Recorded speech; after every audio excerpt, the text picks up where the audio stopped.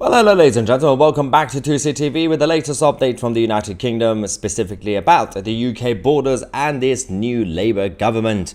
Seem to be all over the place. We have some issues. Not only the borders seem to remain open for illegal migrants on small boats, we also don't really have any sort of plan for security and safety inside the country, but also the person who's supposed to be in charge of our borders, the new unit that's been created, doesn't actually exist. It's been now over 40 days since we've been leaderless when it comes to this situation. Now let's talk about our Home Secretary, Yvette Cooper, who campaigned for #refugees are welcome here. Somehow, Keir Starmer thought it would be a good idea to make a pro-open border politician our Home Secretary. And somehow, a lot of people in the country decided to say, yeah, I don't care.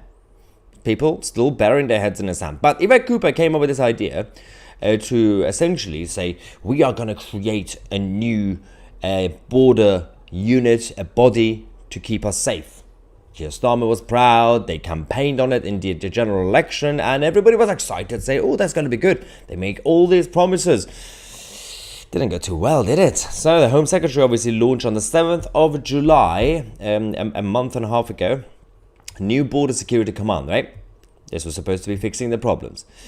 Yvette Cooper set out the first steps to establishing a new UK Border Security Command, the BSC, and we got all the announcement, all the details, saying they're going to be obviously keep an eye on the borders, but also help to crush the people smuggling gangs, as if that's actually the main problem.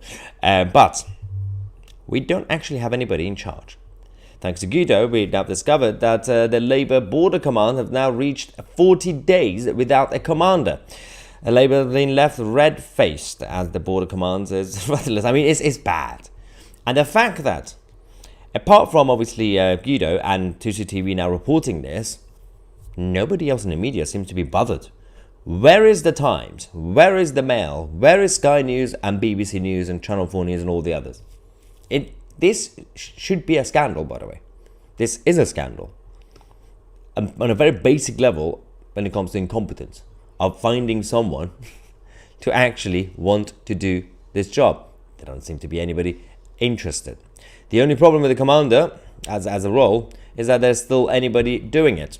After the former terror cop Neil Basu snubbed Starmer by refusing the position that the government has failed, obviously, to produce the plan B. Basically, when they are approaching people, they said they don't want to do it.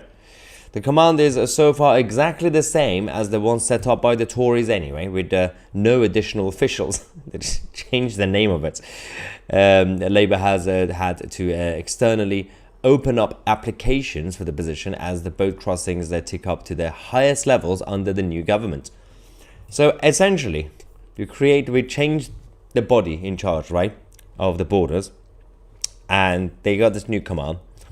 They couldn't find anybody. They approached some people with experience, and they said, I don't want to do it. It's basically a career suicide. And now they've decided to post it on social media, on LinkedIn and websites to say just to see maybe somebody wants to apply for the job from the general public. That's probably not a good idea either. We'll see how that goes. But going back to the actual body itself, Cooper, Home Secretary, said this was the plan, by the way, the original plan. Criminal smuggling gangs are making millions out of small boat crossings, undermining our border security and putting lives at risk. We can't carry on like this. We need to tackle the root of the problem, going after these dangerous criminals and bringing them to justice. The people smuggling gangs will always exist. They always existed throughout history. They always exist in all the countries. The problem is all the governments, successive governments. When people come here, deport them. Don't let them stay. People smugglers will lose customers. Anyway, the Border Security Command will be a major step change in the UK enforcement efforts to tackle organised immigration crime, drawing on a substantial resource to work across Europe and beyond to disrupt trafficking networks and to coordinate the prosecutors in Europe to deliver justice, blah, blah, blah. Work is underway to bring in a Border Security Commander to lead this work.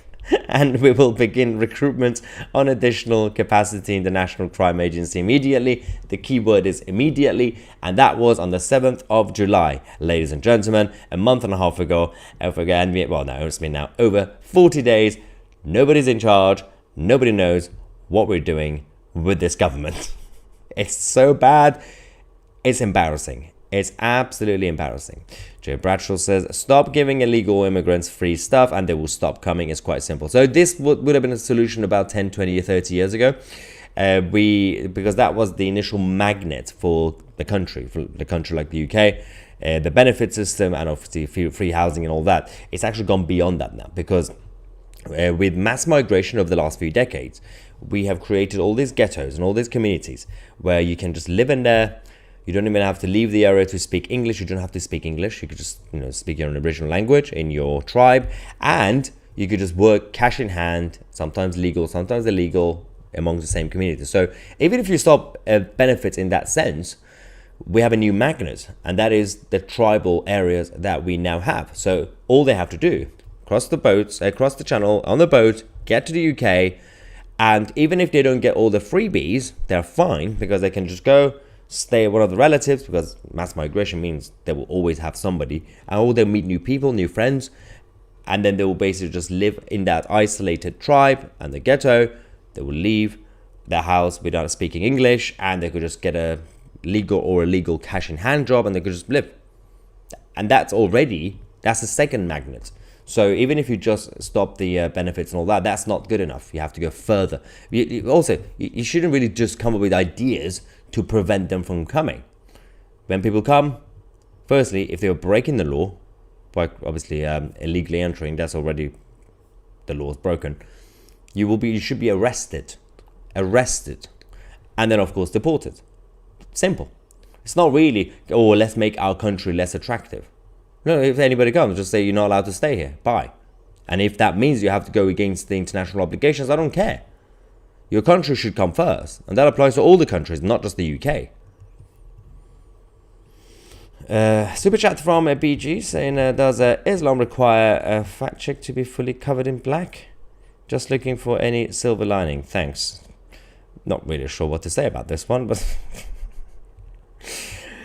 but they do love the color black, let's just say. Anyway, if they start wearing pink, might help. Anyway, just think a cashless system would prevent this problem. Well, again, there's always a way. There's always a way for them to be able to survive in a society, and that also includes, for example, others. Because again, these tribal areas that people live in, the moment they get into the country, whether their asylum case is approved or rejected, they don't care. They get lost in the system. They just get lost in the society. They will find someone that already has a house. They will be living there, and they will work for them instead of paying rent. And somebody could provide food, especially if they work in a takeaway shop. There's so many of those cases already anyway. And the government the Tory government used to do crackdowns. They used to go around the immigration team to basically go into takeaway shops and certain local shops to find out about their paperwork and the people who worked there, and if anybody was illegal, they used to deport them. But that's kind of stopped.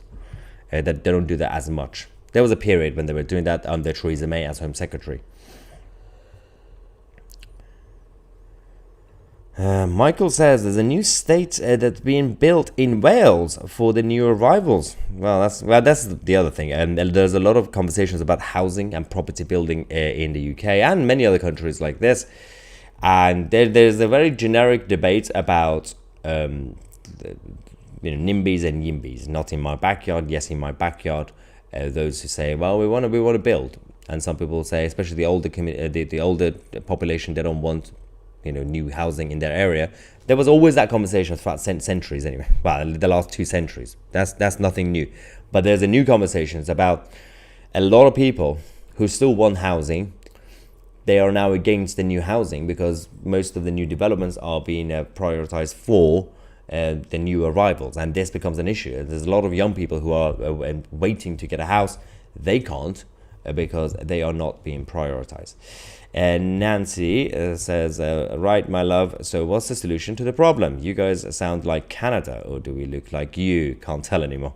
Yeah, all as bad as each other. As I said, you just have to go against the so-called international obligations. Anybody comes here, arrest them. If they break the law, arrest them, deport them, and don't even go through their asylum application.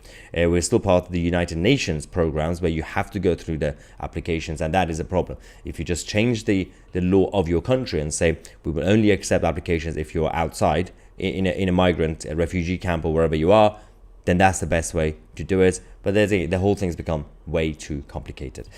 Anyway, so this is the latest updates when it comes to the UK borders. We still don't have a boss. It's been 40 days, and we are still waiting for the Home Secretary to do something about it. I'm Maya Tusi, and we are the media.